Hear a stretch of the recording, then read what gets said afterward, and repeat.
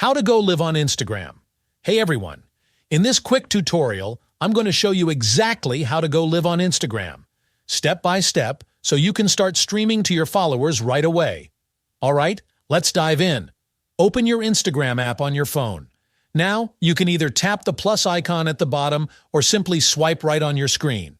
At the bottom, you'll see options like Post, Story, Reel, and Live. Tap on Live. Here, you can add a title for your live stream. Choose who can see it. By default, your live is visible to everyone who follows you. You can change this to close friends or just practice mode. Schedule your live for later. If you want to go live later, you can set a date and time. Instagram will create a notification card for your followers so they can be reminded when it's time.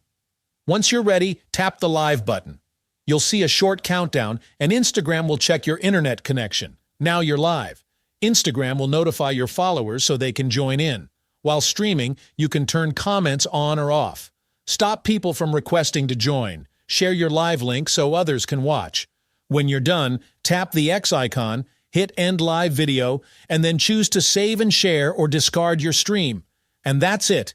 That's how you go live on Instagram in just a few steps.